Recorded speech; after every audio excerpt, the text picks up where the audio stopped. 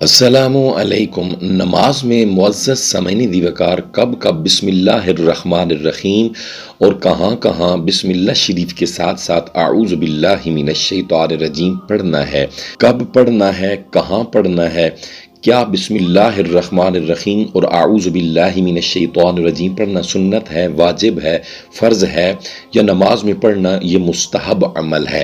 کیا یہ اعوذ باللہ اور بسم اللہ الرحمن الرحیم پڑھنے والے اگر بسم اللہ شریف اور اعوذ باللہ من الشیطان الرجیم پڑھنا نماز میں بھول جائیں تو کیا کہیں سجدہ صاف تو نہیں کرنا پڑے گا؟ تو کوئی بھی نماز ہو تو اس بات کو اس ویڈیو میں غور سے سمجھیں اور پلیز ہمارے چینل کو سبسکرائب کریں، لائک کریں اور صدقہ اور ثواب کی نیت سے اس ویڈیو کو شیئر کریں۔ عمل کرنے والے کے عمل کرنے تک آپ کو بھی ثواب ملتا رہے گا۔ کوئی سوال ہو تو کمنٹ باکس میں آپ سوال کر سکتے ہیں۔ تو یاد رکھیں کوئی بھی نماز ہو کتنی رکعت والی ہی کیوں نہ ہو، نفل ہو یا فرض ہو، وتر ہو یا سنت ہو، 2 ہو، 3 ہو یا 4 رکعت والی نماز ہو، یاد رکھیں اعوذ باللہ من الشیطان الرجیم ہم صرف سبحانک اللہ ثنا پڑھنے کے بعد ہی پڑھیں گے، باقی کسی بھی نماز کی کسی بھی جگہ کسی رکن یا کسی ارکان کسی رکعت میں اعوذ باللہ من الشیطان الرجیم نہیں پڑھیں گے۔ یہاں ایک بات یاد رکھیں، ہماری نماز تکبیر اولیٰ سے شروع ہوتی ہے، اس کے بعد اعوذ باللہ اور بسم اللہ نہیں پڑھنی بلکہ ڈائریکٹ اللہ اکبر تکبیر لگا کے سبحانک اللہ پڑھیں گے۔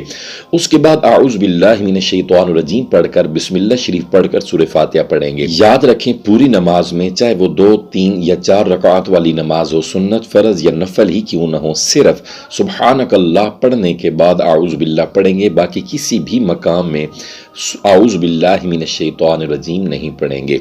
پھر بعد میں سبحانک اللہ کے بعد اعوذ باللہ کے ساتھ بسم اللہ شریف ملائیں گے، پھر سورہ فاتحہ شریف پڑھیں گے۔ پھر اس کے بعد کوئی اگر مکمل سورت پڑھنے لگے ہیں، سورہ فلق ہے، سورۃ الناس ہے، سورہ عصر ہے، سورۃ الکوثر ہے، تو اس طرح کوئی چھوٹی سورت جو شروع سے پڑھنے لگے ہیں تو اس سورت کو شروع کرنے سے پہلے بسم اللہ شریف مکمل پڑھ لیں۔ بسم اللہ شریف پڑھنا سنت ہے۔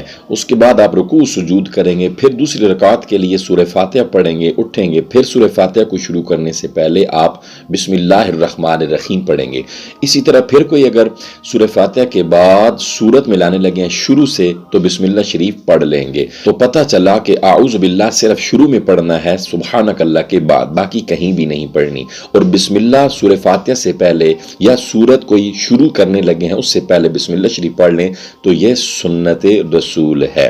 اس کے بعد سامعین دیوکار کئی لوگ التحیات، تشہد یا درود شریف شروع کرنے سے پہلے یا دعا رب اجعلنی شروع کرنے سے پہلے اعوذ باللہ اور بسم اللہ پڑھ رہے ہوتے ہیں، یہ سراسر غلط ہے۔ آپ اعوذ باللہ تشہد، التحیات، درود یا دعا میں اعوذ باللہ اور بسم اللہ نہیں پڑھ سکتے۔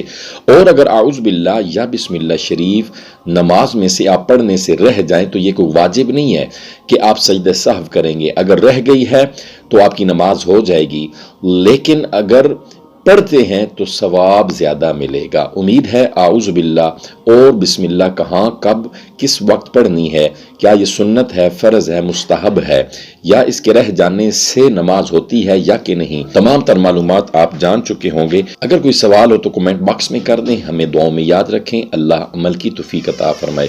صلو علی الحبیب صلی اللہ تعالی علی محمد صلی اللہ علیہ وآلہ وصحبہ وسلم۔